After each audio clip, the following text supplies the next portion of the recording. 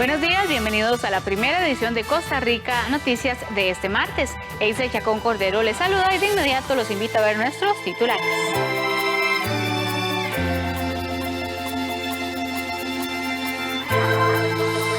Al menos 8,5 millones de paquetes alimentarios fueron entregados por el Ministerio de Educación a estudiantes y sus familias durante los meses de pandemia. Entre agosto y noviembre, Costa Rica registró la salida de más de 68,000 pasajeros, tan solo el 20% del tráfico que se alcanzaba antes de la pandemia. En los deportes, historia en series de ida y vuelta entre Alajuelense y Herediano está a favor de los manudos, pero los florenses han sido muy superiores en los últimos 5 años. Estados Unidos inició una vasta campaña de vacunación contra la COVID-19.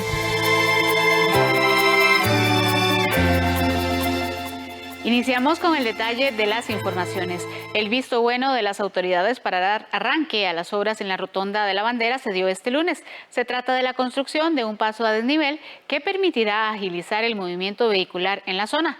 Este tendrá un costo de $21 millones. Con el objetivo de agilizar el paso de vehículos en la Rotonda de la Bandera, las autoridades dieron el aval para el inicio de la construcción de un paso a desnivel de 4 carriles, 2 en cada sentido, este lunes.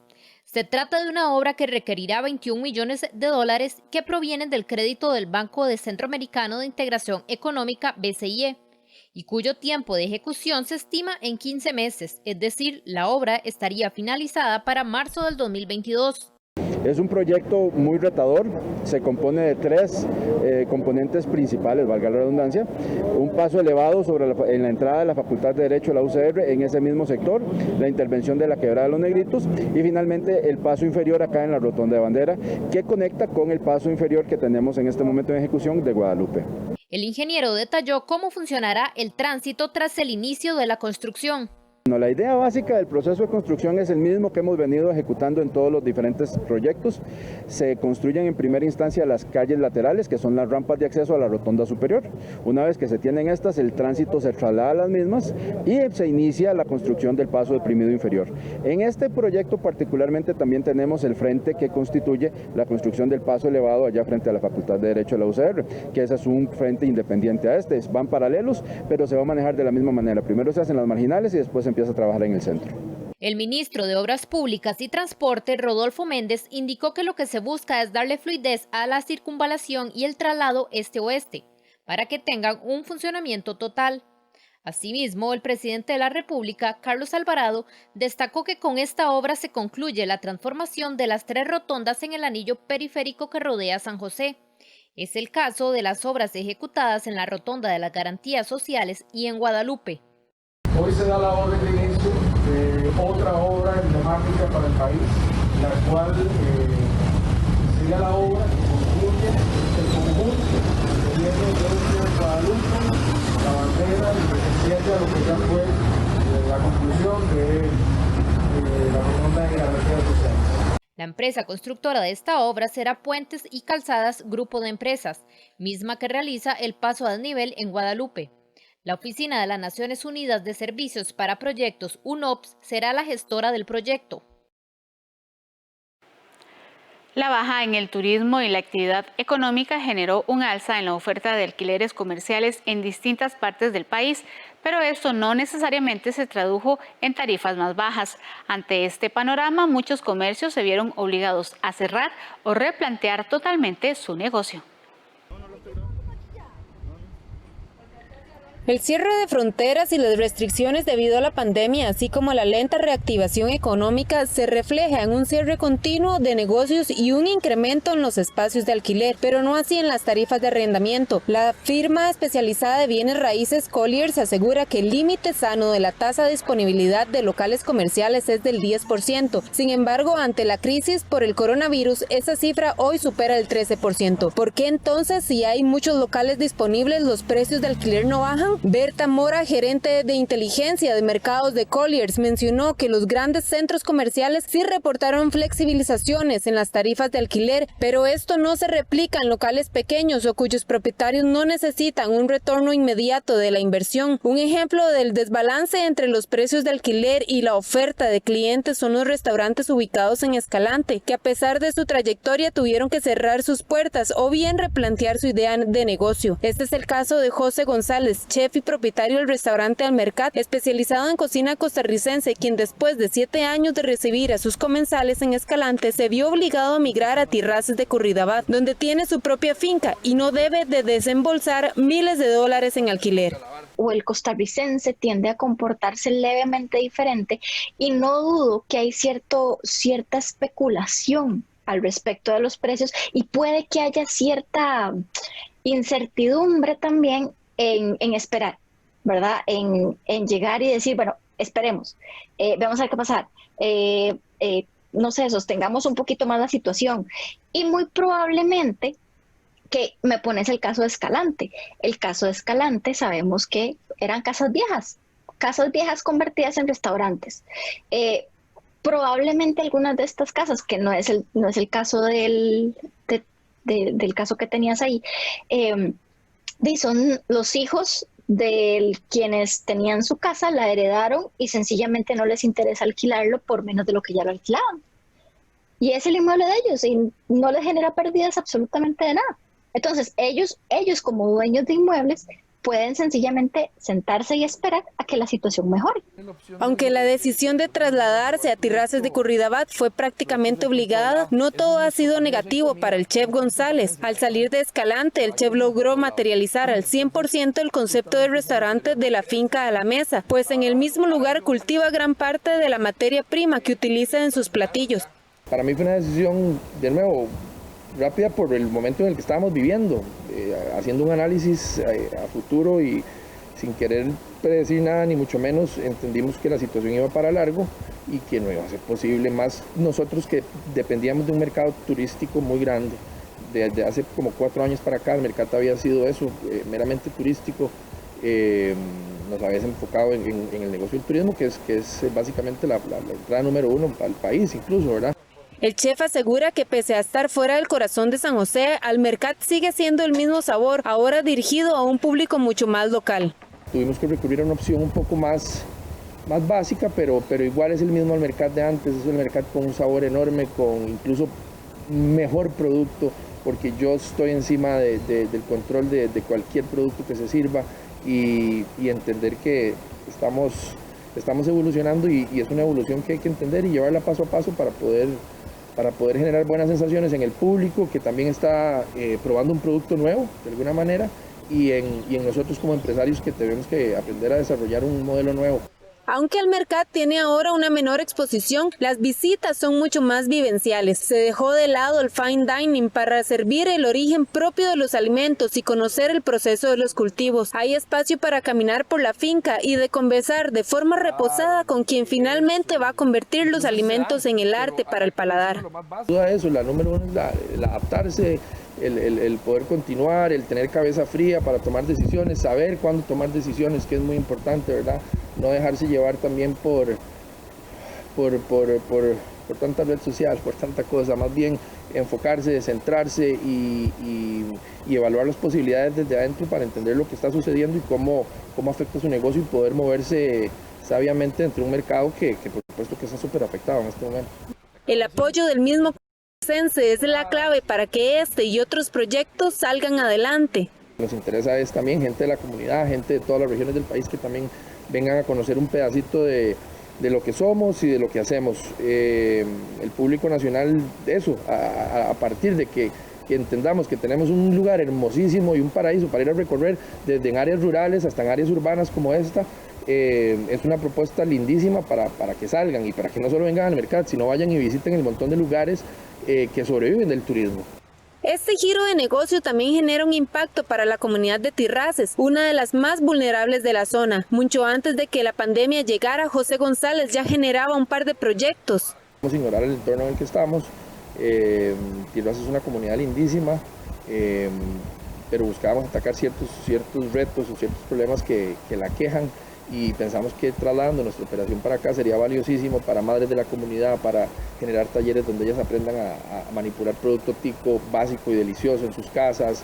Ya habíamos empezado justamente antes de pandemia una relación con el Colegio de Tirraces para generar básicamente pasantías para chicos acá en la misma finca, donde puedan aprender sobre agricultura, sobre turismo, que es algo muy importante que hacemos, sobre sostenibilidad, cocina, etcétera, etcétera, un montón de cosas interesantísimas de los cuales ellos se pueden beneficiar y pueden generar herramientas de movilidad social para chicos de la comunidad.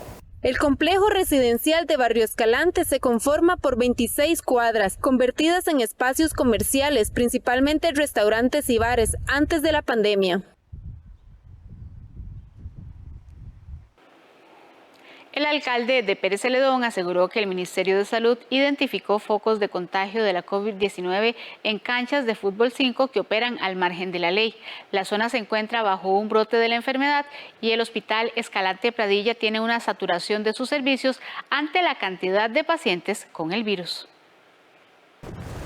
El Ministerio de Salud tiene identificados focos de contagio de la COVID-19 en Pérez Celedón, que han generado el brote de la enfermedad en esa zona del país y que hoy tienen al Hospital Escalante Pradilla con una saturación de pacientes. Según dijo el alcalde de Pérez Celedón, Jeffrey Montoya, los sitios identificados de contagio tienen que ver con las canchas de fútbol 5, que están operando al margen de la ley. A nivel del Ministerio de Salud, pues se tienen focos claramente ubicados de dónde ha sido ese aumento de contagio, que básicamente tiene que ver con canchas fútbol 5 que han estado funcionando al margen de la ley, algunas que tienen su permiso de funcionamiento, otras que los tienen suspendidos, otras que forman o que están funcionando en forma clandestina y en donde vamos a seguir pues enfilados hacia esos procedimientos a través de operativos, a través de megaoperativos junto con Fuerza Pública y todas las autoridades que estamos acá.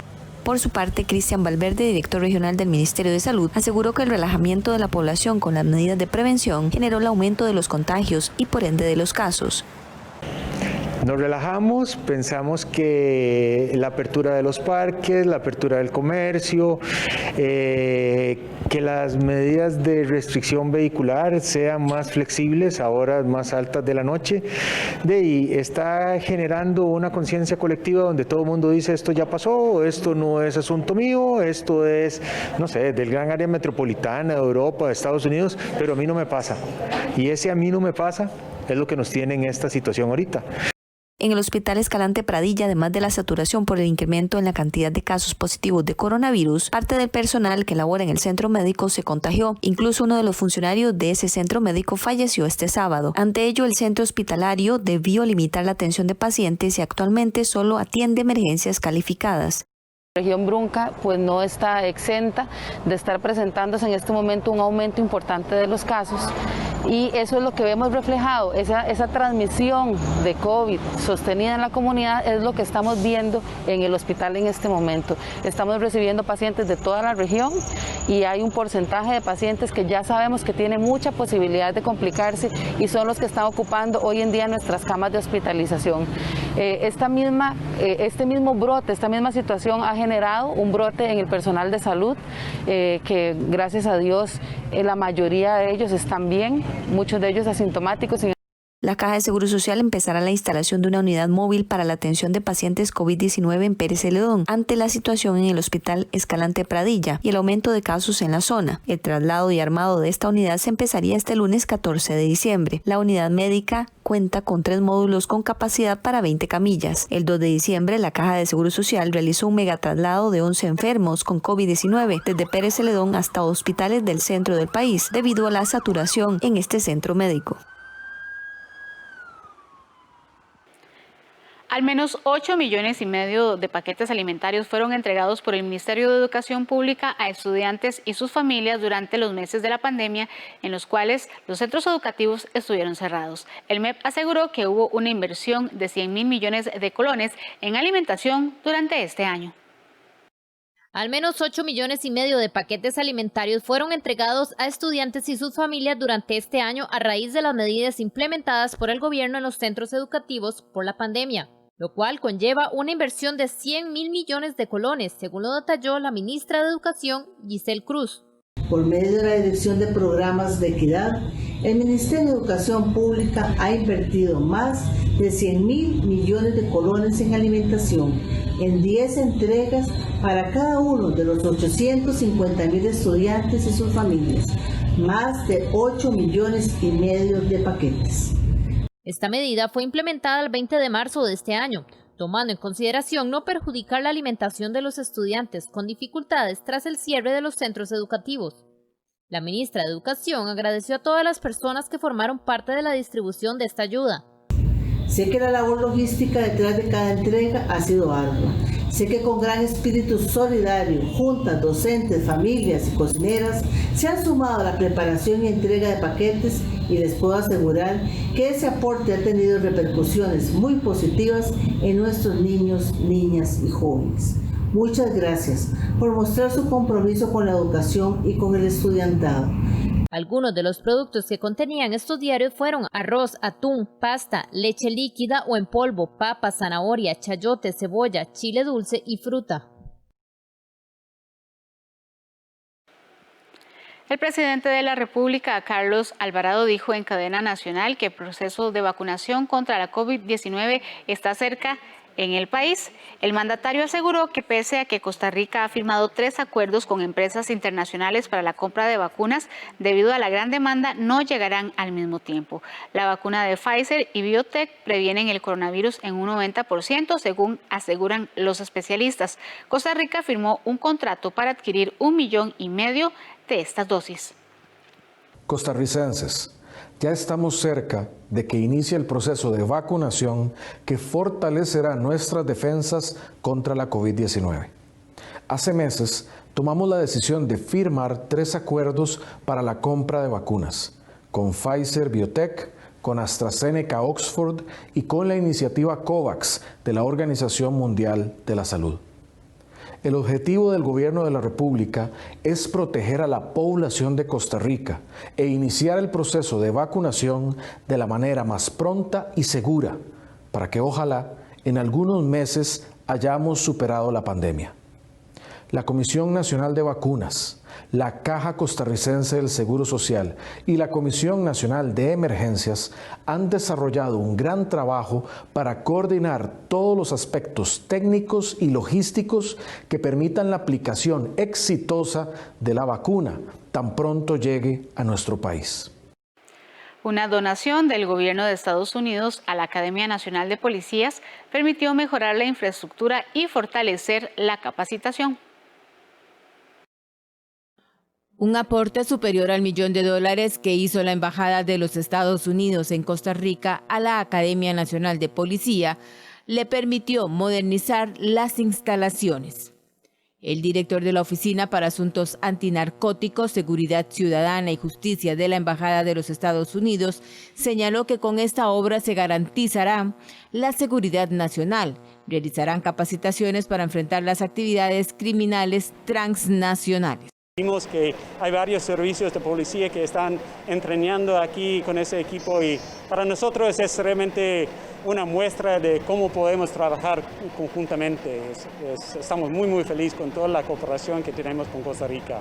Entre tanto, el director de la Academia Nacional de Policía aseguró que estos esfuerzos permitirán desarrollar una policía profesional, respetuosa de los derechos humanos, clara en la atención de los fenómenos criminales.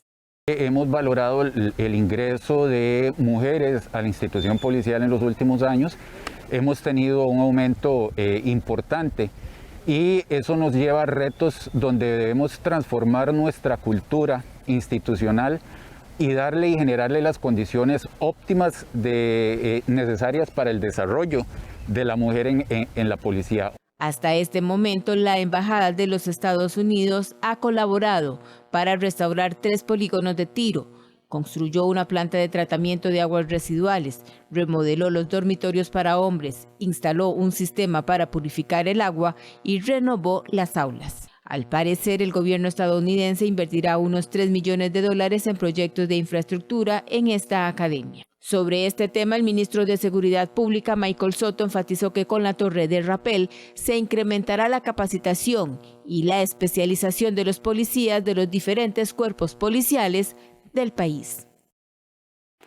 9 de cada 10 puestos de trabajo creados en los últimos 5 años fueron de empresas multinacionales atraídas por la Coalición de Iniciativas de Desarrollo CINDE. Según dicho ente, en el 2020 las compañías generaron más de 19,000 nuevos empleos pese a la pandemia. En el 2020, las empresas multinacionales generaron un total de 19.806 nuevos empleos, es decir, un 18,4% más que el año anterior. Así lo dio a conocer la Coalición de Iniciativas para el Desarrollo CINDE. Según el ente, 9 de cada 10 puestos de trabajo creados en los últimos 5 años fueron de empresas multinacionales atraídas por CINDE. Las más de 330 empresas multinacionales atraídas generaron un acumulado de 134.026 empleos, que representan un crecimiento del 12% más que el año pasado. Por ejemplo, en las últimas semanas, Intel y Microvation anunciaron expansiones para el área de manufactura con el fin de optimizar sus cadenas de suministro. Salta, por supuesto, el tema del empleo, el cual fue en media pandemia un año récord. Generamos 20,000 empleos, lo cual viene a ser prácticamente la totalidad del empleo generado en el sector privado. Además, esto se complementa con otra buena noticia, y es que generamos 81 nuevos proyectos de inversión, de los cuales 26 corresponden a empresas que vienen por primera vez a Costa Rica, y los demás son importantes proyectos de reinversión que muestran la confianza y el arraigo de las compañías multinacionales en nuestro país. El empleo generado fuera del gran área metropolitana también registró un crecimiento del 15% anual durante los últimos 5 años. En total se crearon 465 nuevos puestos de trabajo durante este año, para sumar un total acumulado de 3.660 empleos. De ellos, 1.600 puestos se ubicaron en Limón y más de 500 empleos pertenecen al sector de tecnologías digitales. Empresas como Sykes y Amazon son ejemplo de esa expansión fuera del GAN. En el caso de Amazon, este año registró 1.550 personas que trabajan virtualmente a través de todo el país, y por su parte Sykes anunció su expansión en Guanacaste con la creación de 600 nuevos puestos de trabajo. Entre agosto y noviembre, Costa Rica registró la salida de más de 68,000 pasajeros. La cifra representa tan solo el 20% del tráfico que se alcanzaba antes de la pandemia. ¿Cuáles son las consideraciones que deberían tener las personas que van a viajar durante esta época? El detalle se lo contamos en la siguiente nota. En noviembre de este año se registraron 36.044 llegadas internacionales al país, una cifra que se considera baja en comparación con los años anteriores. Por ejemplo, entre agosto y noviembre se registró la salida de más de 68,000 pasajeros, lo cual representa alrededor del 20% de lo que se alcanzaba antes de la pandemia. Esto debido a las medidas sanitarias que han tenido que ser implementadas mundialmente. Desde agosto anterior, cuando se retornó a la actividad comercial en el Aeropuerto Internacional Juan Santamaría, nos hemos enfocado en recuperar la confianza de los turistas y con ello paulatinamente facilitar el aumento en el flujo de pasajeros. Desde agosto a la fecha hemos registrado la salida de más de 68,000 pasajeros. Si bien el retorno ha sido progresivo, apenas estamos alcanzando un 20% del tráfico que manteníamos para estas mismas fechas en el 2019. Estas son algunas de las consideraciones que los pasajeros deberían tener a mano a la hora de salir del país. Presentarse al aeropuerto 3 horas antes del vuelo y en caso de viajes largos al menos 4. El uso de mascarilla es obligatorio. Deben seguir todas las medidas sanitarias antes de ingresar a la terminal aérea y durante su paso. Se puede utilizar las 30 posiciones de autochequeo en el lobby para hacer su propio escaneo del boleto aéreo o el registro ante la aerolínea. Si no se lleva equipaje para facturar, puede pasar directo a la fila de migración.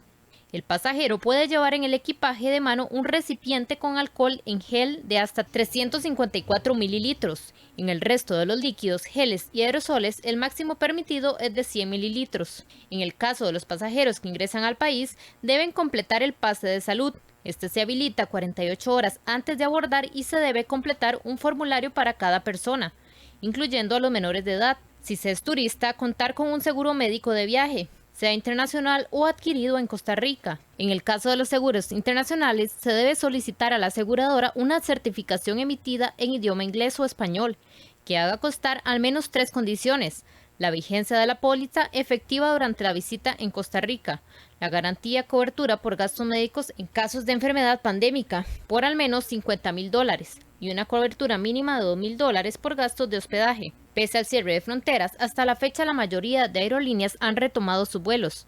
El director de Aeris indicó que 2 aerolíneas abrieron nuevas rutas durante estos meses. A pesar de la coyuntura, el 2020 finalizará con nuevas rutas al principal mercado emisor de turistas para Costa Rica. JetBlue con una nueva ruta desde y hacia Los Ángeles y United Airlines con nuevas conexiones a Denver y Los Ángeles. En noviembre, la llegada de turistas estadounidenses aumentó, pues por la vía aérea arribaron al país 24.606 estadounidenses versus 6.115 un mes antes, es decir, en octubre. Vamos a hacer nuestra primera pausa comercial. Quédese que enseguida volvemos con la edición de 24 horas de Costa Rica Noticias.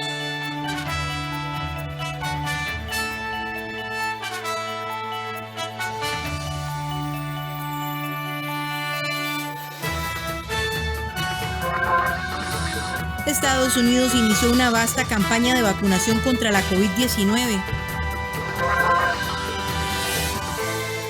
Pague menos por mes para tener más dinero disponible. El BCR le compra el saldo de sus tarjetas de crédito con una tasa preferencial. Solicite su compra de saldos a través de nuestros canales digitales. Somos el Banco de Costa Rica. Ábrale la puerta de su casa a nuestra caravana navideña.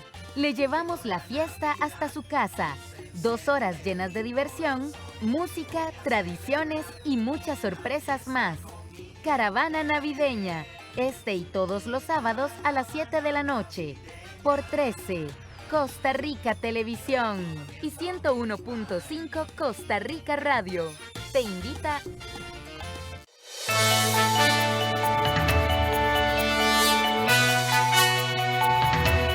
Gracias por continuar con nosotros. A esta hora iniciamos un repaso con las principales informaciones deportivas. La historia en las series de ida y vuelta entre Alajuelense y Herediano está a favor de los manudos, pero los florenses han sido muy superiores en los últimos 5 años.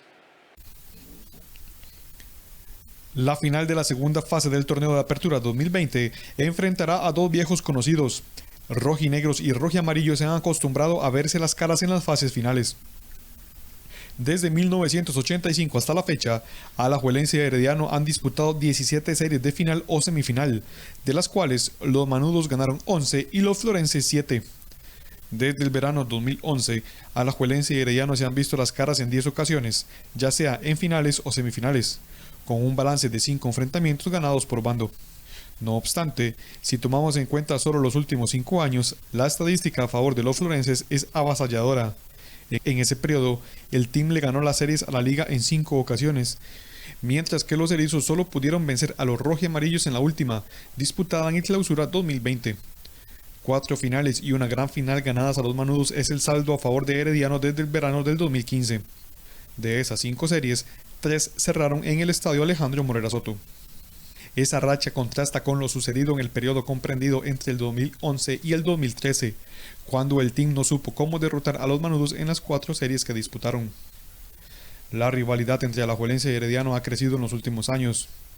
Desde la llegada de Andrés Carevica a la Casa Manuda, el balance de partido favorece a Alajuelense, aunque los florenses le ganaron la gran final disputada hace un año. En los últimos 3 torneos se han disputado 12 juegos, con 6 triunfos erizos, 2 rojiamarillos y 4 empates. Sabemos que va a seguir siendo partidos complicados para lo que sigue, pero bueno, nosotros ahora nos tenemos que recuperar, replantear algunos detalles, muchas cosas que hicimos bien en esta fase, en el ida y vuelta, y otras cosas que podemos mejorar. Entonces siempre es por esa línea, trabajar duro para lo que queda y tratar de estar en óptimas condiciones para lo que viene. Al igual que en el Apertura 2019, Alajuelense ganó la primera fase del certamen de forma contundente. En aquel entonces, Herediano lo alejó del título 30 tras ganar la final de la segunda fase y en la gran final. Ahora se le presenta la misma oportunidad a los manudos. Si ganan la serie serán campeones, de lo contrario, deberán buscar la corona en una gran final ante su verdugo de los últimos años. La final de la segunda fase iniciará el miércoles en el Estadio Nacional. El juego de vuelta será el próximo fin de semana en el Alejandro Morera Soto. Herediano peleará por volver a ser el segundo equipo con más títulos en el fútbol nacional. Si gana el torneo, alcanzará 29 e igualará a los manudos. Los florenses fueron el equipo con más cetros en Costa Rica por 78 años. Herediano fue por 78 años el rey del balompié nacional. Mantuvo una hegemonía de 21 títulos y con ello superó a todos los demás equipos. Pudo ser más. Sin embargo, su primera sequía entre 1961 y 1978 lo dejó ayuno de éxitos, algo que aprovechó el Saprissa para ganar 12 cetros en ese lapso y acortar diferencias. Los florenses ganaron más cetros entre 1978 y 1993, pero de nuevo entraron en un letargo, lo que en definitiva aprovechó el Saprissa para pasar y llegar a 22.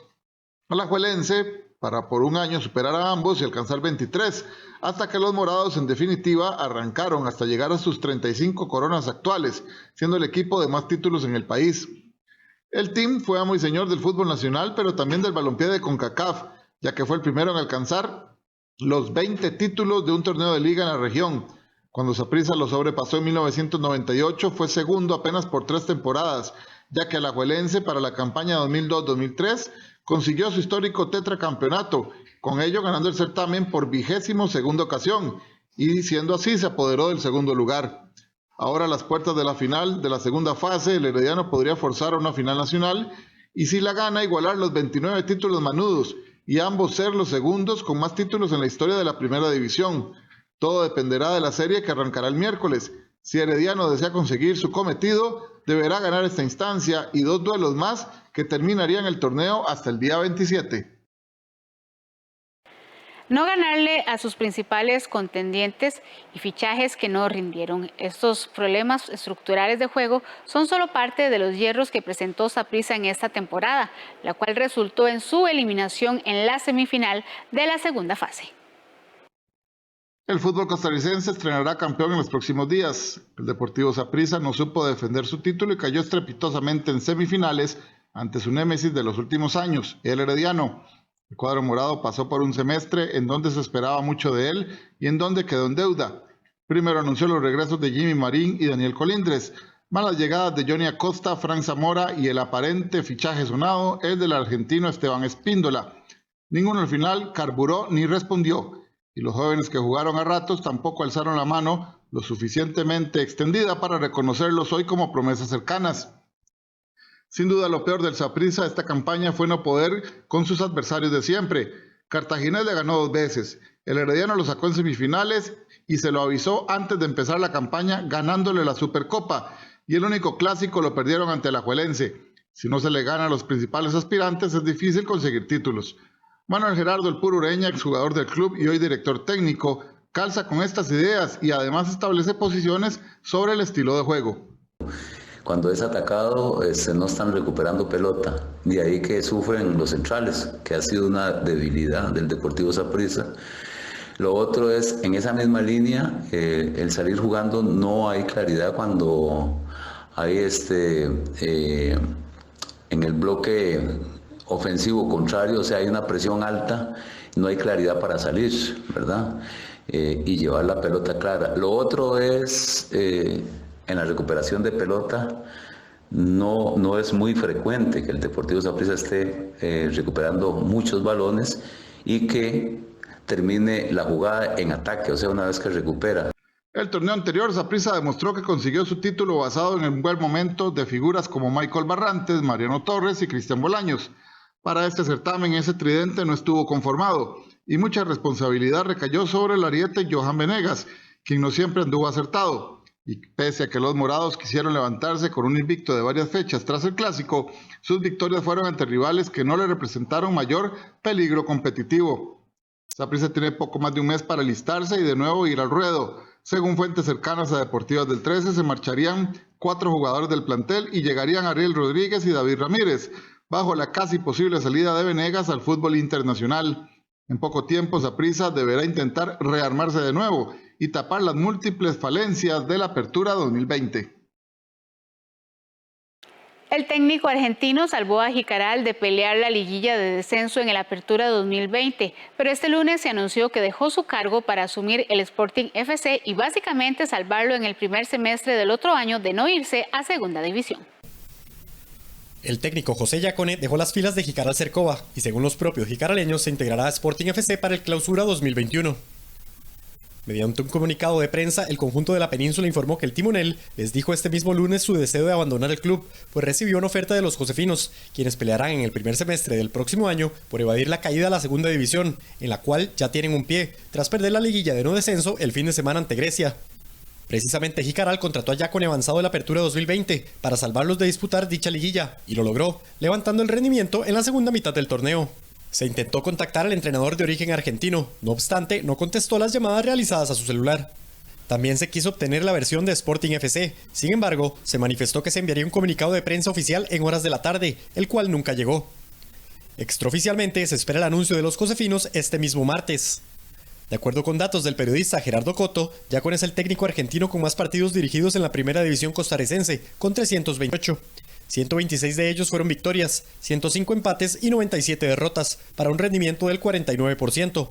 Su paso incluye procesos con la Universidad de Costa Rica, Belén, Alajuelense, Pérez Celedón, Herediano y Jicaral. Sus principales logros han sido llegar a semifinales con los universitarios y belemitas y salir campeón con florenses y generaleños. Ahora, su meta será evitar que Sporting sea último del Clausura 2021 para no irse de manera automática a segunda y, posteriormente, ganar la liguilla de descenso definitiva contra el club que sí sea el colero de dicho certamen. Argentina tendrá como máximo rival a Inglaterra en el grupo D del Mundial de Rugby de Francia 2023, tras el sorteo realizado en París en una llave que completa Japón, el primero de las eliminatorias de Oceanía y el segundo de las Américas. Sorteo del Mundial de Rugby 2023 en París. Argentina tendrá como máximo rival a Inglaterra en el grupo D, en una llave que completaron el lunes Japón, el primero de las eliminatorias de Oceanía y el segundo de las Américas. Si Argentina quedara primero o segundo de su grupo, se mediría en cuartos de final probablemente con Australia o Gales, los dos favoritos del grupo C, mientras que Francia o Nueva Zelanda, incluidos en la llave A, se medirían en los cruces de Sudáfrica, Irlanda o Escocia encuadrados en la B. Este grupo B puede ser considerado el de la muerte con 3 candidatos para 2 plazas a cuartos de final. En el grupo A, Nueva Zelanda y Francia les acompañará Italia, el primero de Américas, probablemente Estados Unidos, y el ganador de las eliminatorias africanas. En el B, a Sudáfrica, Irlanda y Escocia les acompañarán el primer clasificado de la zona Asia-Pacífico y el segundo de Europa. Por último, en el C, Gales y Australia compartirán llave con Fiji, el primero de la zona europea y el clasificado de un playoff final. Francia aspira en este mundial a lograr el primer título de su historia, como hizo ver el lunes el presidente Emmanuel Macron. Cada 12 años estamos en la final. Yo hice el cálculo. En 2023 serán 12 años que no hemos estado en la final. Ahora en 2023, como es en casa, arréglenselas. Todos estaremos animando a fondo. Tenemos que prepararnos. El Mundial de Rugby de 2023 se disputará en 9 ciudades francesas entre el 8 de septiembre y el 21 de octubre.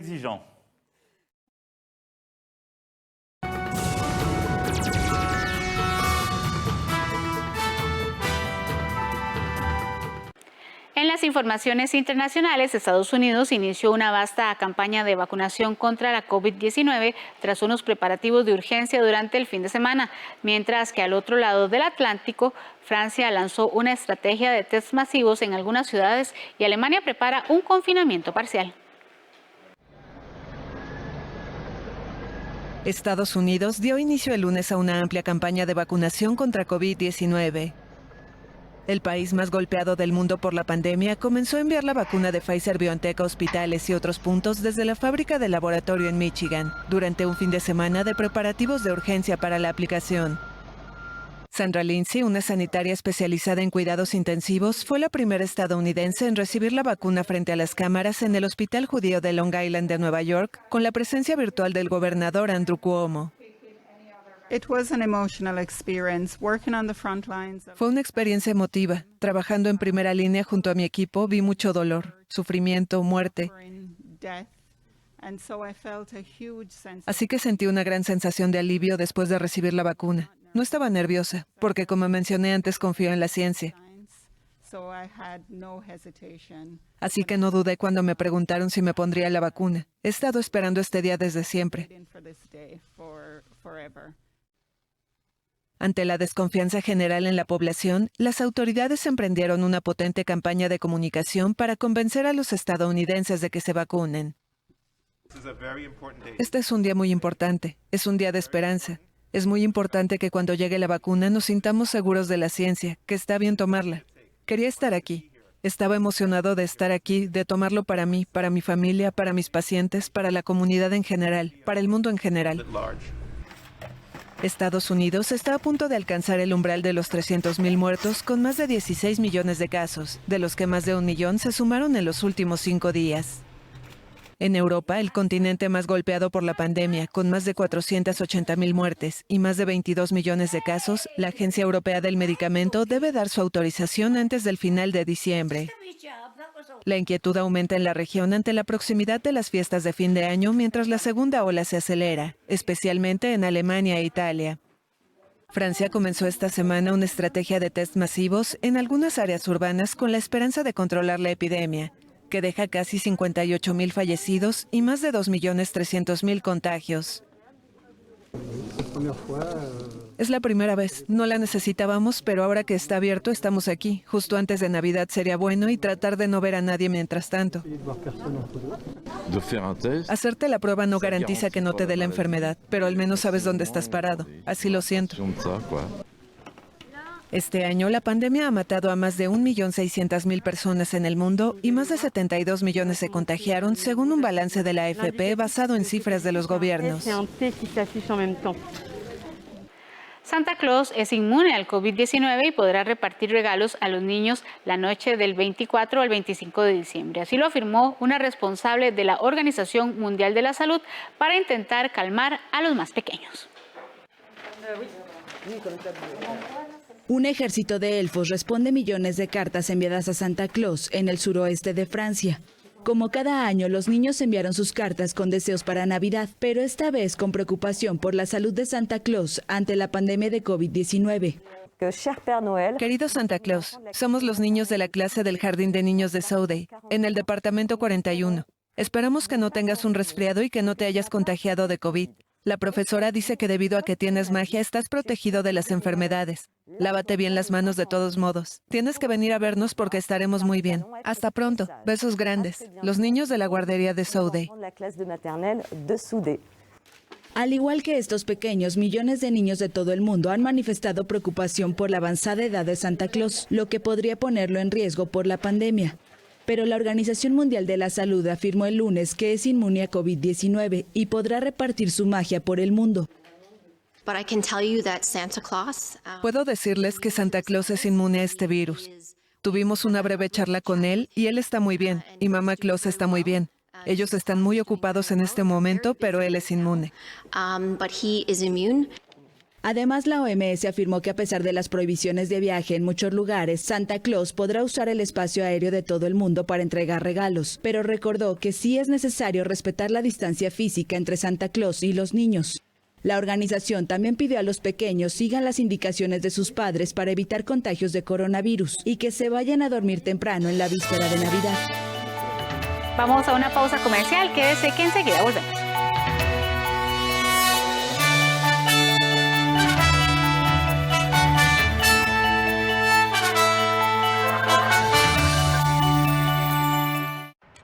Estás muy pensativo. Sí, pensando en mis deudas. El 10 tengo que pagar el carro, el 15 la casa y la tarjeta. Pero hazlo más fácil. Yo unifiqué mis deudas con el BCR. Ahora pago una sola cuota en una sola fecha y... Un solo banco. Deje de pensar en tantas deudas y unifíquelas en el BCR. Pague menos por mes. Solicite ya su crédito al completar el formulario en bancobcr.com y en la app BCR Móvil. Somos el Banco de Costa Rica. El CINART y 13, Costa Rica Televisión, se complacen en anunciar que hemos sido nominados a los premios de televisoras públicas de Latinoamérica TAL 2020 en las siguientes categorías: Mejor Microprograma Infantil, Los Pérez, y Mejor Serie de Ficción, La Remendona. Mil gracias.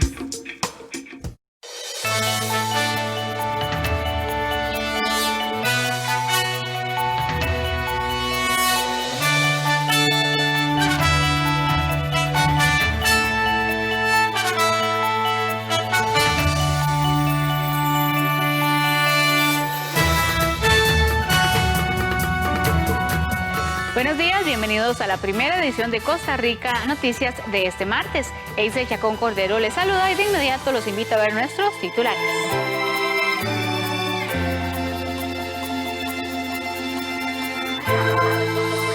Al menos 8,5 millones de paquetes alimentarios fueron entregados por el Ministerio de Educación a estudiantes y sus familias durante los meses de pandemia. Entre agosto y noviembre, Costa Rica registró la salida de más de 68,000 pasajeros, tan solo el 20% del tráfico que se alcanzaba antes de la pandemia. En los deportes, historia en series de ida y vuelta entre Alajuelense y Herediano está a favor de los manudos, pero los florenses han sido muy superiores en los últimos 5 años. Estados Unidos inició una vasta campaña de vacunación contra la COVID-19.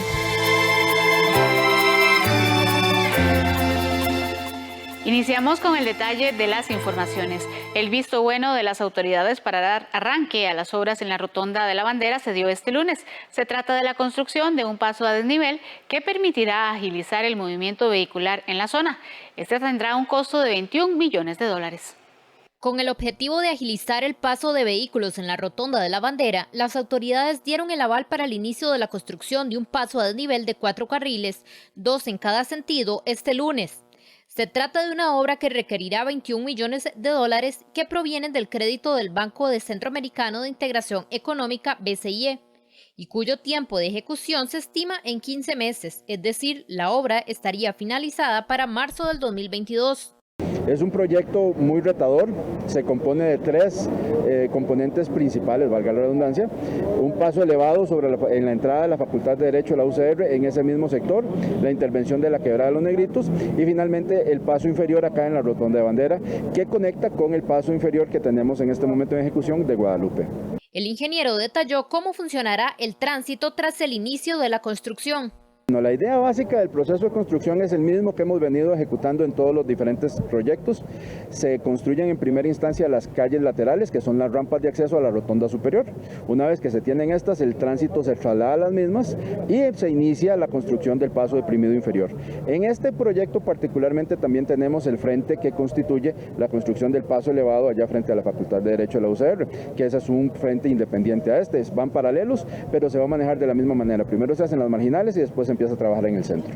El ministro de Obras Públicas y Transporte, Rodolfo Méndez, indicó que lo que se busca es darle fluidez a la circunvalación y el traslado este-oeste, para que tengan un funcionamiento total. Asimismo, el presidente de la República, Carlos Alvarado, destacó que con esta obra se concluye la transformación de las 3 rotondas en el anillo periférico que rodea San José. Es el caso de las obras ejecutadas en la Rotonda de las Garantías Sociales y en Guadalupe. Hoy se da la orden de inicio de otra obra emblemática para el país, la cual sería la obra que concluye el conjunto que viene desde Guadalupe, la Bandera, y que se extiende a lo que ya fue la conclusión de la Rotonda de Garantías Sociales. La empresa constructora de esta obra será Puentes y Calzadas Grupo de Empresas, misma que realiza el paso a desnivel en Guadalupe.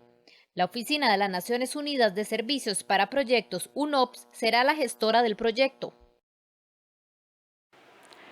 La baja en el turismo y la actividad económica generó un alza en la oferta de alquileres comerciales en distintas partes del país, pero esto no necesariamente se tradujo en tarifas más bajas. Ante este panorama, muchos comercios se vieron obligados a cerrar o replantear totalmente su negocio.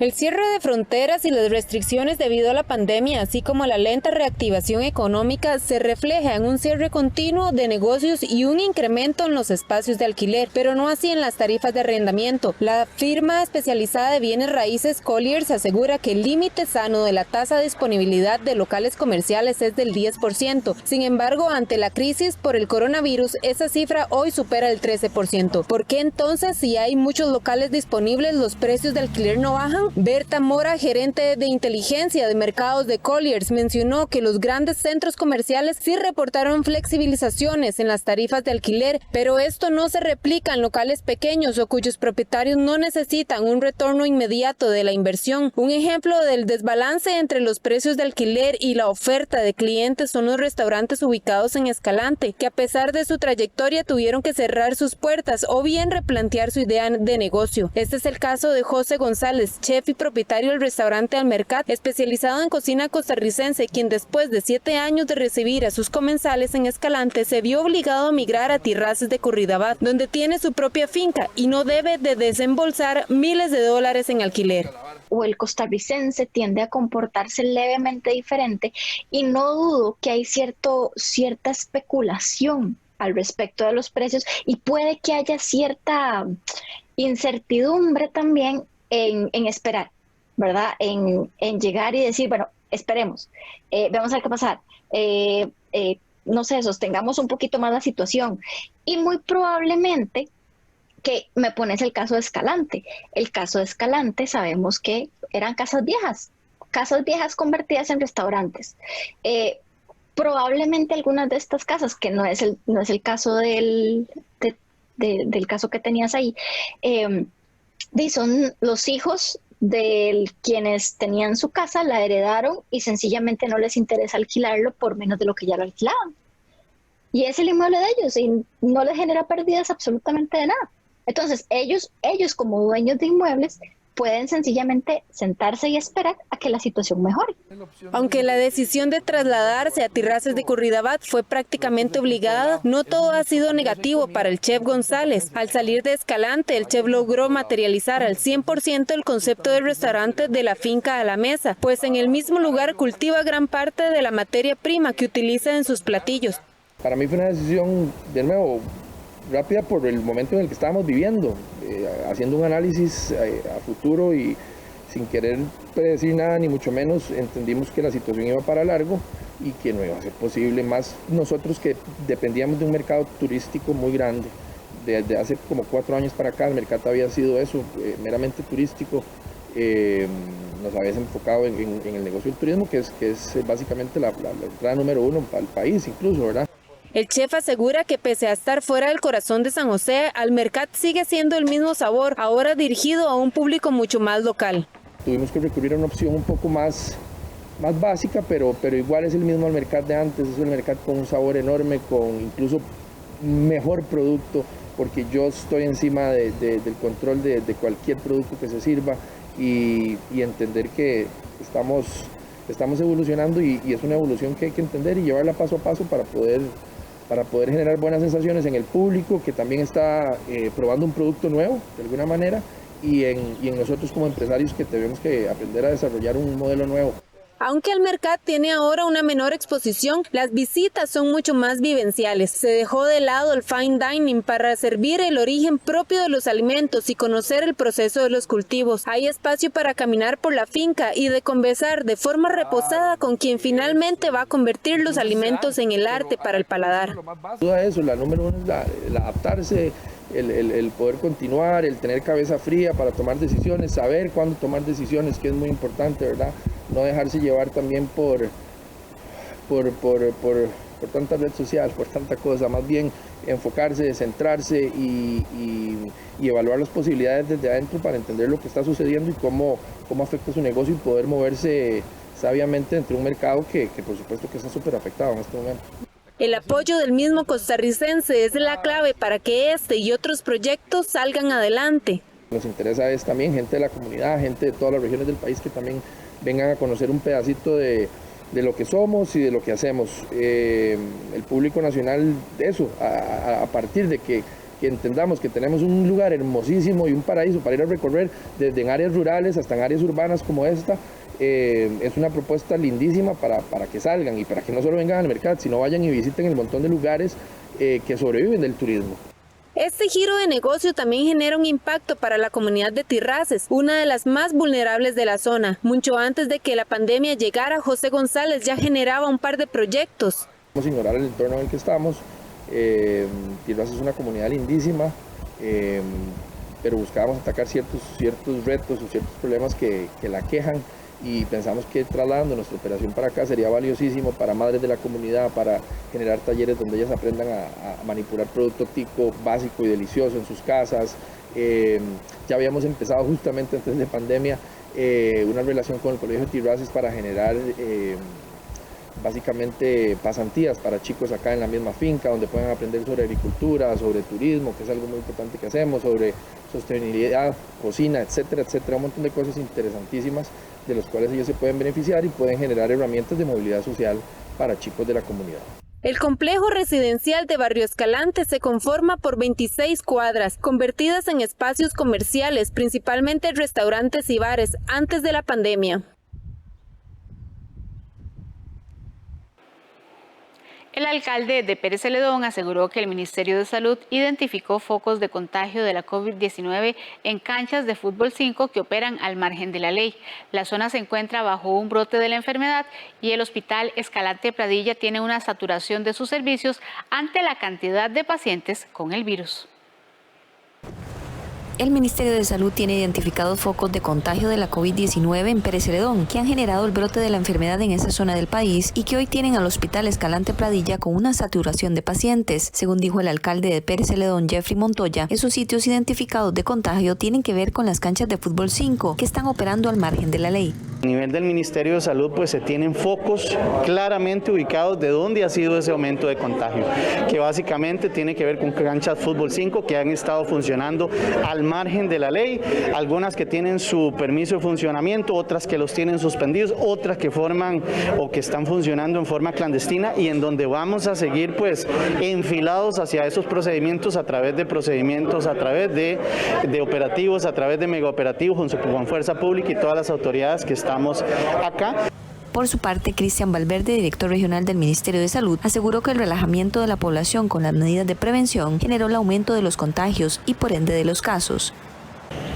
Nos relajamos, pensamos que la apertura de los parques, la apertura del comercio, que las medidas de restricción vehicular sean más flexibles a horas más altas de la noche, y está generando una conciencia colectiva donde todo el mundo dice esto ya pasó, esto no es asunto mío, esto es, no sé, del gran área metropolitana, de Europa, de Estados Unidos, pero a mí no me pasa. Y ese a mí no me pasa es lo que nos tiene en esta situación ahorita.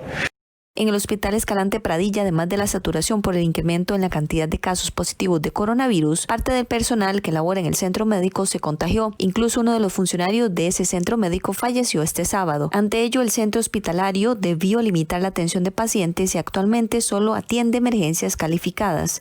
La región Brunca pues no está exenta de estar presentándose en este momento un aumento importante de los casos y eso es lo que vemos reflejado, esa transmisión de COVID sostenida en la comunidad es lo que estamos viendo en el hospital en este momento. Estamos recibiendo pacientes de toda la región y hay un porcentaje de pacientes que ya sabemos que tiene mucha posibilidad de complicarse y son los que están ocupando hoy en día nuestras camas de hospitalización.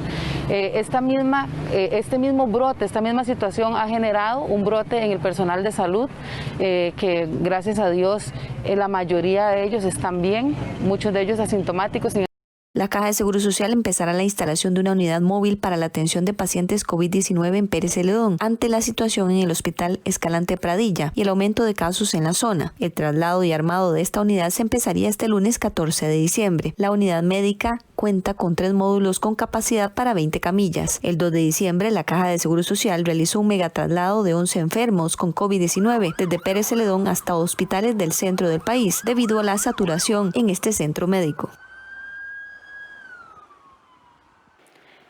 Al menos 8,5 millones de paquetes alimentarios fueron entregados por el Ministerio de Educación Pública a estudiantes y sus familias durante los meses de la pandemia en los cuales los centros educativos estuvieron cerrados. El MEP aseguró que hubo una inversión de 100.000 millones de colones en alimentación durante este año. Al menos 8,5 millones de paquetes alimentarios fueron entregados a estudiantes y sus familias durante este año a raíz de las medidas implementadas por el gobierno en los centros educativos por la pandemia, lo cual conlleva una inversión de 100.000 millones de colones, según lo detalló la ministra de Educación, Giselle Cruz.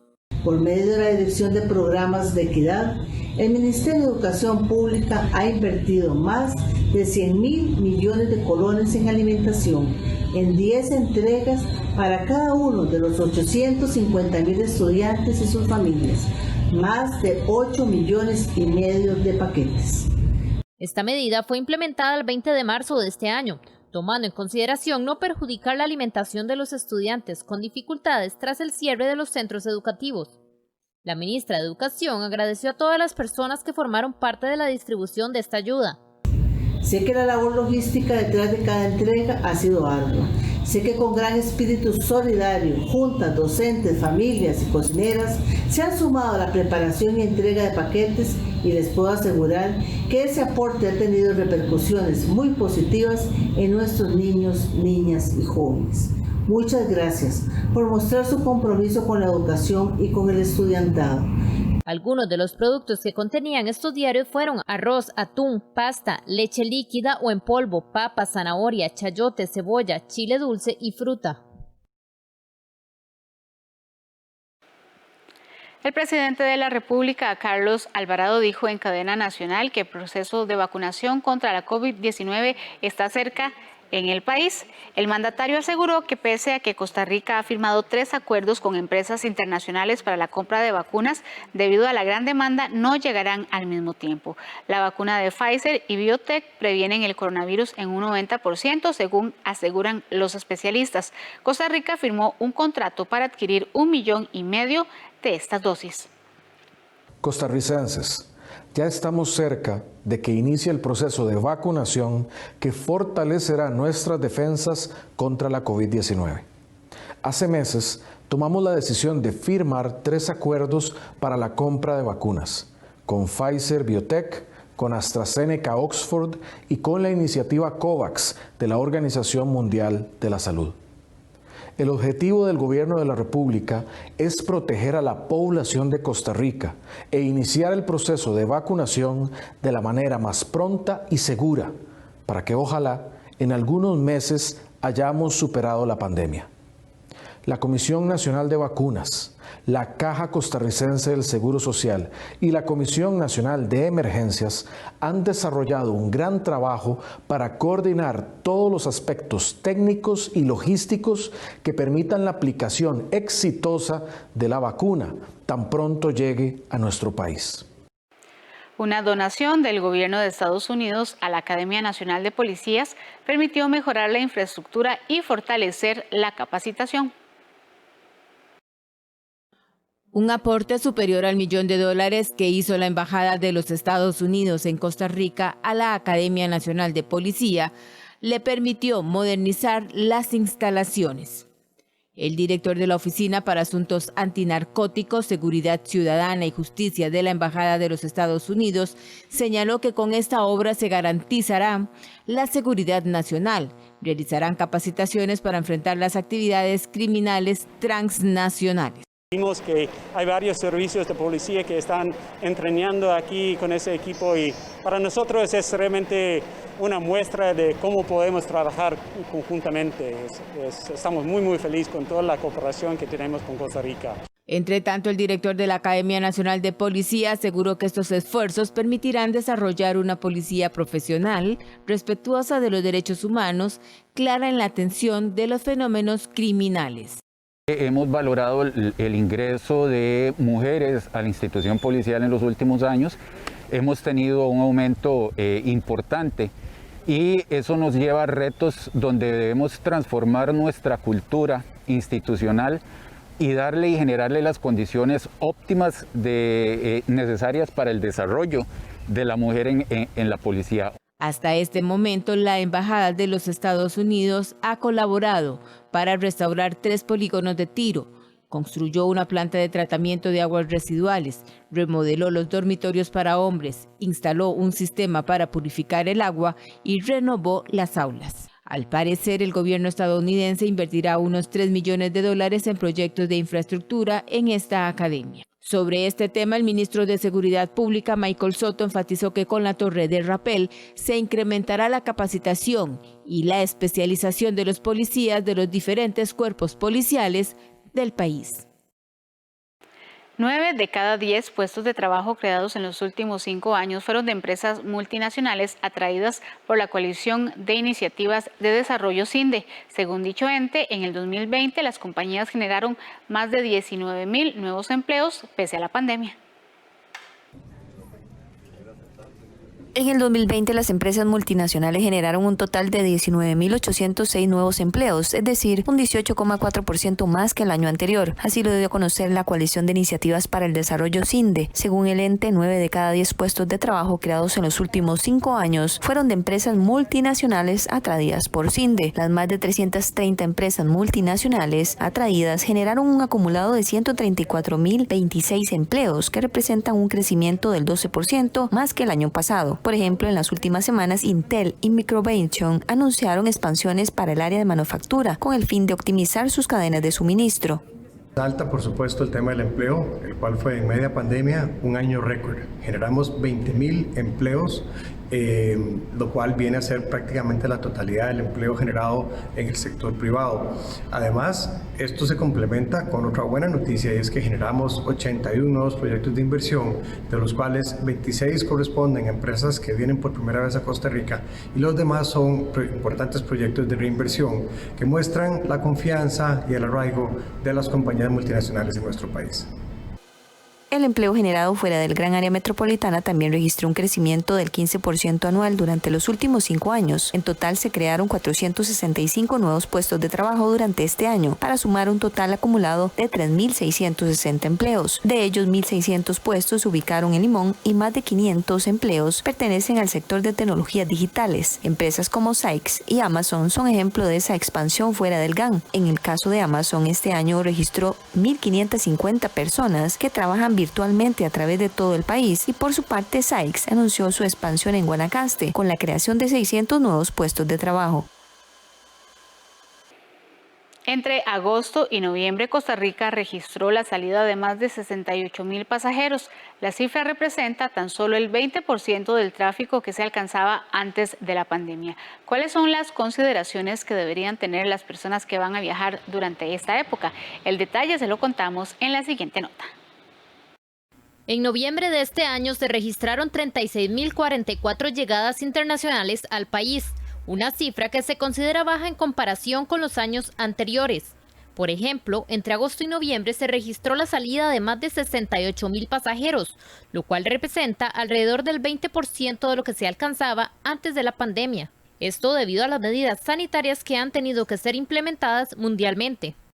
Desde agosto anterior, cuando se retornó a la actividad comercial en el Aeropuerto Internacional Juan Santamaría, nos hemos enfocado en recuperar la confianza de los turistas y con ello paulatinamente facilitar el aumento en el flujo de pasajeros. Desde agosto a la fecha hemos registrado la salida de más de 68,000 pasajeros. Si bien el retorno ha sido progresivo, apenas estamos alcanzando un 20% del tráfico que manteníamos para estas mismas fechas en el 2019. Estas son algunas de las consideraciones que los pasajeros deberían tener a mano a la hora de salir del país. Presentarse al aeropuerto 3 horas antes del vuelo y en caso de viajes largos al menos 4. El uso de mascarilla es obligatorio. Deben seguir todas las medidas sanitarias antes de ingresar a la terminal aérea y durante su paso. Se puede utilizar las 30 posiciones de autochequeo en el lobby para hacer su propio escaneo del boleto aéreo o el registro ante la aerolínea. Si no se lleva equipaje para facturar, se puede pasar directo a la fila de migración. El pasajero puede llevar en el equipaje de mano un recipiente con alcohol en gel de hasta 354 mililitros. En el resto de los líquidos, geles y aerosoles, el máximo permitido es de 100 mililitros. En el caso de los pasajeros que ingresan al país, deben completar el pase de salud. Este se habilita 48 horas antes de abordar y se debe completar un formulario para cada persona, incluyendo a los menores de edad. Si se es turista, contar con un seguro médico de viaje, sea internacional o adquirido en Costa Rica. En el caso de los seguros internacionales, se debe solicitar a la aseguradora una certificación emitida en idioma inglés o español, que haga constar al menos 3 condiciones: la vigencia de la póliza efectiva durante la visita en Costa Rica, la garantía cobertura por gastos médicos en casos de enfermedad pandémica por al menos $50,000 y una cobertura mínima de $2,000 por gastos de hospedaje. Pese al cierre de fronteras, hasta la fecha la mayoría de aerolíneas han retomado sus vuelos. El director de Aeris indicó que 2 aerolíneas abrieron nuevas rutas durante estos meses. A pesar de la coyuntura, el 2020 finalizará con nuevas rutas al principal mercado emisor de turistas para Costa Rica. JetBlue con una nueva ruta desde y hacia Los Ángeles y United Airlines con nuevas conexiones a Denver y Los Ángeles. En noviembre, la llegada de turistas estadounidenses aumentó, pues por la vía aérea arribaron al país 24.606 estadounidenses versus 6.115 un mes antes, es decir, en octubre. Vamos a hacer nuestra primera pausa comercial. Quédese que enseguida volvemos con la edición de 24 horas de Costa Rica Noticias.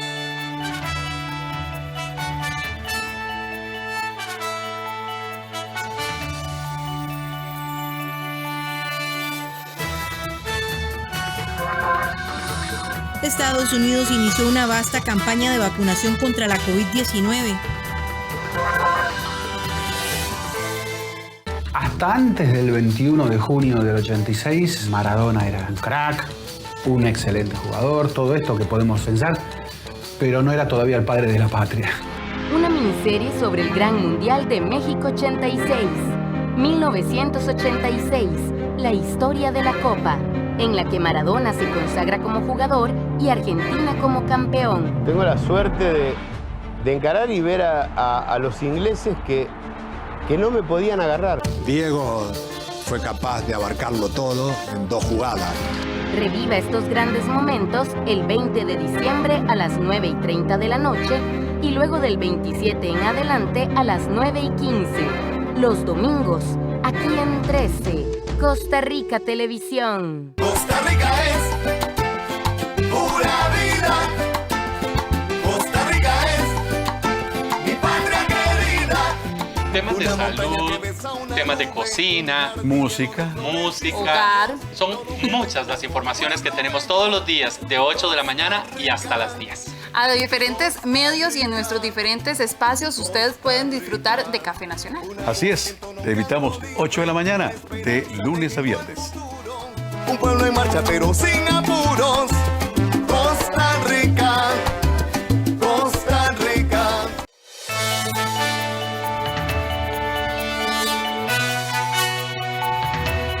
Gracias por continuar con nosotros. A esta hora iniciamos un repaso con las principales informaciones deportivas. La historia en las series de ida y vuelta entre Alajuelense y Herediano está a favor de los manudos, pero los florenses han sido muy superiores en los últimos 5 años. La final de la segunda fase del torneo de apertura 2020 enfrentará a 2 viejos conocidos. Rojinegros y rojiamarillos se han acostumbrado a verse las caras en las fases finales. Desde 1985 hasta la fecha, Alajuelense y Herediano han disputado 17 series de final o semifinal, de las cuales los manudos ganaron 11 y los florenses 7.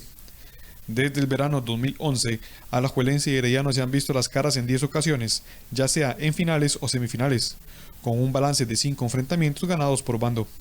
No obstante, si tomamos en cuenta solo los últimos 5 años, la estadística a favor de los florenses es avasalladora. En ese periodo, el team le ganó las series a la liga en 5 ocasiones, mientras que los erizos solo pudieron vencer a los rojiamarillos en la última, disputada en el Clausura 2020. 4 finales y una gran final ganadas a los manudos es el saldo a favor de Herediano desde el verano del 2015. De esas 5 series, 3 cerraron en el estadio Alejandro Morera Soto. Esa racha contrasta con lo sucedido en el periodo comprendido entre el 2011 y el 2013, cuando el team no supo cómo derrotar a los manudos en las 4 series que disputaron. La rivalidad entre Alajuelense y Herediano ha crecido en los últimos años. Desde la llegada de Andrés Carevica a la Casa Manuda, el balance de partido favorece a Alajuelense, aunque los florenses le ganaron la gran final disputada hace un año. En los últimos 3 torneos se han disputado 12 juegos, con 6 triunfos erizos, 2 rojiamarillos y 4 empates. Sabemos que va a seguir siendo partidos complicados para lo que sigue, pero bueno, nosotros ahora nos tenemos que recuperar, replantear algunos detalles, muchas cosas que hicimos bien en esta fase, en el ida y vuelta, y otras cosas que podemos mejorar. Entonces siempre es por esa línea, trabajar duro para lo que queda y tratar de estar en óptimas condiciones para lo que viene. Al igual que en el Apertura 2019, Alajuelense ganó la primera fase del certamen de forma contundente. En aquel entonces, Herediano lo alejó del título 30 tras ganar la final de la segunda fase y en la gran final. Ahora se le presenta la misma oportunidad a los manudos. Si ganan la serie serán campeones. De lo contrario, deberán buscar la corona en una gran final ante su verdugo de los últimos años. La final de la segunda fase iniciará el miércoles en el Estadio Nacional. El juego de vuelta será el próximo fin de semana en el Alejandro Morera Soto. Herediano peleará por volver a ser el segundo equipo con más títulos en el fútbol nacional. Si gana el torneo, alcanzará 29 e igualará a los Manudos. Los florenses fueron el equipo con más cetros en Costa Rica por 78 años. Herediano fue por 78 años el rey del balompié nacional. Mantuvo una hegemonía de 21 títulos y con ello superó a todos los demás equipos. Pudo ser más. Sin embargo, su primera sequía entre 1961 y 1978 lo dejó ayuno de éxitos, algo que aprovechó el Saprissa para ganar 12 cetros en ese lapso y acortar diferencias. Los florenses ganaron más cetros entre 1978 y 1993, pero de nuevo entraron en un letargo, lo que en definitiva aprovechó el Saprissa para pasar y llegar a 22. Alajuelense para por un año superar a ambos y alcanzar 23, hasta que los morados en definitiva arrancaron hasta llegar a sus 35 coronas actuales, siendo el equipo de más títulos en el país. El team fue amo y señor del fútbol nacional, pero también del balompié de CONCACAF, ya que fue el primero en alcanzar los 20 títulos de un torneo de liga en la región. Cuando Saprissa lo sobrepasó en 1998, fue segundo apenas por 3 temporadas, ya que Alajuelense para la campaña 2002-2003 consiguió su histórico tetracampeonato, con ello ganando el certamen por 22ª ocasión, y siendo así se apoderó del segundo lugar. Ahora a las puertas de la final de la segunda fase, el Herediano podría forzar a una final nacional, y si la gana igualar los 29 títulos manudos, y ambos ser los segundos con más títulos en la historia de la primera división. Todo dependerá de la serie que arrancará el miércoles. Si Herediano desea conseguir su cometido, deberá ganar esta instancia y 2 duelos más que terminarían el torneo hasta el día 27. No ganarle a sus principales contendientes y fichajes que no rindieron. Estos problemas estructurales de juego son solo parte de los hierros que presentó Saprissa en esta temporada, la cual resultó en su eliminación en la semifinal de la segunda fase. El fútbol costarricense estrenará campeón en los próximos días. El Deportivo Saprissa no supo defender su título y cayó estrepitosamente en semifinales ante su némesis de los últimos años, el Herediano. El cuadro morado pasó por un semestre en donde se esperaba mucho de él y en donde quedó en deuda. Primero anunció los regresos de Jimmy Marín y Daniel Colindres, más las llegadas de Johnny Acosta, Frank Zamora y el aparente fichaje sonado, el del argentino Esteban Espíndola. Ninguno al final carburó ni respondió, y los jóvenes que jugaron a ratos tampoco alzaron la mano lo suficientemente extendida para reconocerlos hoy como promesas cercanas. Sin duda lo peor del Saprissa esta campaña fue no poder con sus adversarios de siempre. Cartaginés le ganó 2 veces, el Herediano lo sacó en semifinales y se lo avisó antes de empezar la campaña ganándole la Supercopa, y el único clásico lo perdieron ante el Alajuelense. Si no se le gana a los principales aspirantes es difícil conseguir títulos. Manuel Gerardo El Puro Ureña, exjugador del club y hoy director técnico, calza con estas ideas y además establece posiciones sobre el estilo de juego. Cuando es atacado no están recuperando pelota, de ahí que sufren los centrales, que ha sido una debilidad del Deportivo Saprissa. Lo otro es, en esa misma línea, el salir jugando no hay claridad cuando hay en el bloque ofensivo contrario, o sea, hay una presión alta, no hay claridad para salir, ¿verdad? Y llevar la pelota clara. Lo otro es, en la recuperación de pelota, no es muy frecuente que el Deportivo Saprissa esté recuperando muchos balones y que termine la jugada en ataque, o sea, una vez que recupera. El torneo anterior, Saprissa demostró que consiguió su título basado en el buen momento de figuras como Michael Barrantes, Mariano Torres y Cristian Bolaños. Para este certamen, ese tridente no estuvo conformado y mucha responsabilidad recayó sobre el ariete Johan Venegas, quien no siempre anduvo acertado. Y pese a que los morados quisieron levantarse con un invicto de varias fechas tras el clásico, sus victorias fueron ante rivales que no le representaron mayor peligro competitivo. Saprissa tiene poco más de un mes para alistarse y de nuevo ir al ruedo. Según fuentes cercanas a Deportivas del 13, se marcharían 4 jugadores del plantel y llegarían Ariel Rodríguez y David Ramírez, bajo la casi posible salida de Venegas al fútbol internacional. En poco tiempo, Saprissa deberá intentar rearmarse de nuevo y tapar las múltiples falencias de la Apertura 2020. El técnico argentino salvó a Jicaral de pelear la liguilla de descenso en el Apertura 2020, pero este lunes se anunció que dejó su cargo para asumir el Sporting FC y básicamente salvarlo en el primer semestre del otro año de no irse a Segunda División. El técnico José Yacone dejó las filas de Jicaral Cercova y según los propios jicaraleños se integrará a Sporting FC para el Clausura 2021. Mediante un comunicado de prensa, el conjunto de la península informó que el timonel les dijo este mismo lunes su deseo de abandonar el club, pues recibió una oferta de los josefinos, quienes pelearán en el primer semestre del próximo año por evadir la caída a la Segunda División, en la cual ya tienen un pie, tras perder la liguilla de no descenso el fin de semana ante Grecia. Precisamente Jicaral contrató a Yacone avanzado de la Apertura 2020 para salvarlos de disputar dicha liguilla, y lo logró, levantando el rendimiento en la segunda mitad del torneo. Se intentó contactar al entrenador de origen argentino, no obstante, no contestó las llamadas realizadas a su celular. También se quiso obtener la versión de Sporting FC, sin embargo, se manifestó que se enviaría un comunicado de prensa oficial en horas de la tarde, el cual nunca llegó. Extraoficialmente se espera el anuncio de los josefinos este mismo martes. De acuerdo con datos del periodista Gerardo Coto, Yacone es el técnico argentino con más partidos dirigidos en la primera división costarricense, con 328. 126 de ellos fueron victorias, 105 empates y 97 derrotas, para un rendimiento del 49%. Su paso incluye procesos con la Universidad de Costa Rica, Belén, Alajuelense, Pérez Celedón, Herediano y Jicaral. Sus principales logros han sido llegar a semifinales con los universitarios y belemitas y salir campeón con florenses y generaleños.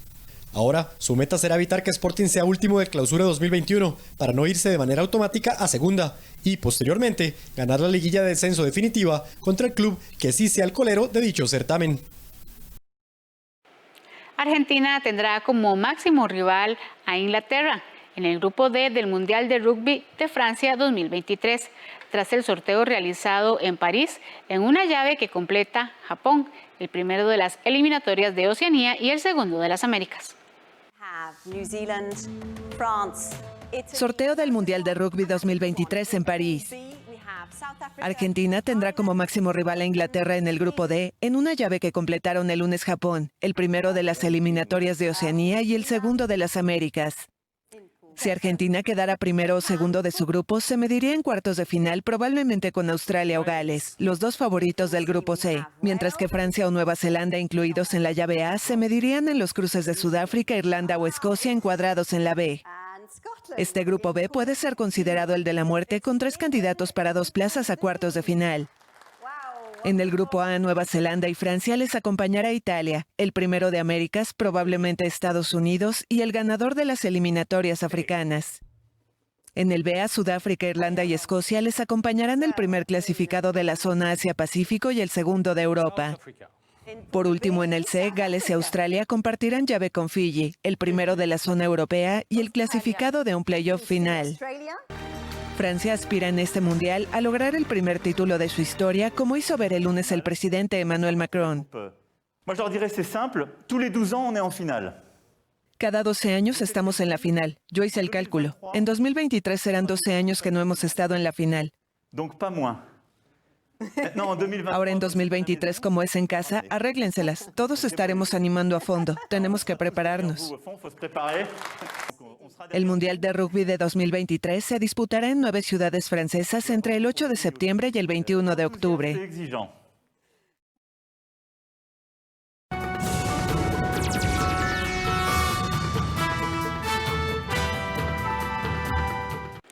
En las informaciones internacionales, Estados Unidos inició una vasta campaña de vacunación contra la COVID-19 tras unos preparativos de urgencia durante el fin de semana, mientras que al otro lado del Atlántico, Francia lanzó una estrategia de test masivos en algunas ciudades y Alemania prepara un confinamiento parcial. Estados Unidos dio inicio el lunes a una amplia campaña de vacunación contra COVID-19. El país más golpeado del mundo por la pandemia comenzó a enviar la vacuna de Pfizer-BioNTech a hospitales y otros puntos desde la fábrica de laboratorio en Michigan, durante un fin de semana de preparativos de urgencia para la aplicación. Sandra Lindsay, una sanitaria especializada en cuidados intensivos, fue la primera estadounidense en recibir la vacuna frente a las cámaras en el Hospital Judío de Long Island de Nueva York, con la presencia virtual del gobernador Andrew Cuomo. Fue una experiencia emotiva. Trabajando en primera línea junto a mi equipo, vi mucho dolor, sufrimiento, muerte. Así que sentí una gran sensación de alivio después de recibir la vacuna. No estaba nerviosa, porque como mencioné antes, confío en la ciencia. Así que no dudé cuando me preguntaron si me pondría la vacuna. He estado esperando este día desde siempre. Ante la desconfianza general en la población, las autoridades emprendieron una potente campaña de comunicación para convencer a los estadounidenses de que se vacunen. Este es un día muy importante, es un día de esperanza. Es muy importante que cuando llegue la vacuna nos sintamos seguros de la ciencia, que está bien tomarla. Quería estar aquí. Estaba emocionado de estar aquí, de tomarlo para mí, para mi familia, para mis pacientes, para la comunidad en general, para el mundo en general. Estados Unidos está a punto de alcanzar el umbral de los 300,000 muertos con más de 16 millones de casos, de los que más de 1 millón se sumaron en los últimos 5 días. En Europa, el continente más golpeado por la pandemia, con más de 480,000 muertes y más de 22 millones de casos, la Agencia Europea del Medicamento debe dar su autorización antes del final de diciembre. La inquietud aumenta en la región ante la proximidad de las fiestas de fin de año mientras la segunda ola se acelera, especialmente en Alemania e Italia. Francia comenzó esta semana una estrategia de test masivos en algunas áreas urbanas con la esperanza de controlar la epidemia, que deja casi 58,000 fallecidos y más de 2,300,000 contagios. Es la primera vez, no la necesitábamos, pero ahora que está abierto estamos aquí. Justo antes de Navidad sería bueno y tratar de no ver a nadie mientras tanto. Hacerte la prueba no garantiza que no te dé la enfermedad, pero al menos sabes dónde estás parado. Así lo siento. Este año, la pandemia ha matado a más de 1,600,000 personas en el mundo y más de 72 millones se contagiaron, según un balance de la AFP basado en cifras de los gobiernos. Santa Claus es inmune al COVID-19 y podrá repartir regalos a los niños la noche del 24 al 25 de diciembre. Así lo afirmó una responsable de la Organización Mundial de la Salud para intentar calmar a los más pequeños. Un ejército de elfos responde millones de cartas enviadas a Santa Claus en el suroeste de Francia. Como cada año, los niños enviaron sus cartas con deseos para Navidad, pero esta vez con preocupación por la salud de Santa Claus ante la pandemia de COVID-19. Querido Santa Claus, somos los niños de la clase del Jardín de Niños de Souday, en el departamento 41. Esperamos que no tengas un resfriado y que no te hayas contagiado de COVID. La profesora dice que debido a que tienes magia, estás protegido de las enfermedades. Lávate bien las manos de todos modos. Tienes que venir a vernos porque estaremos muy bien. Hasta pronto. Besos grandes. Los niños de la guardería de Souday. Al igual que estos pequeños, millones de niños de todo el mundo han manifestado preocupación por la avanzada edad de Santa Claus, lo que podría ponerlo en riesgo por la pandemia. Pero la Organización Mundial de la Salud afirmó el lunes que es inmune a COVID-19 y podrá repartir su magia por el mundo. Puedo decirles que Santa Claus es inmune a este virus. Tuvimos una breve charla con él y él está muy bien, y Mamá Claus está muy bien. Ellos están muy ocupados en este momento, pero él es inmune. Además, la OMS afirmó que a pesar de las prohibiciones de viaje en muchos lugares, Santa Claus podrá usar el espacio aéreo de todo el mundo para entregar regalos, pero recordó que sí es necesario respetar la distancia física entre Santa Claus y los niños. La organización también pidió a los pequeños sigan las indicaciones de sus padres para evitar contagios de coronavirus y que se vayan a dormir temprano en la víspera de Navidad. Hasta aquí esta edición de Costa Rica Noticias. Como siempre agradecemos su preferencia. Lo invitamos para que continúen con la programación de 13 Costa Rica Televisión. Que tengan un excelente martes.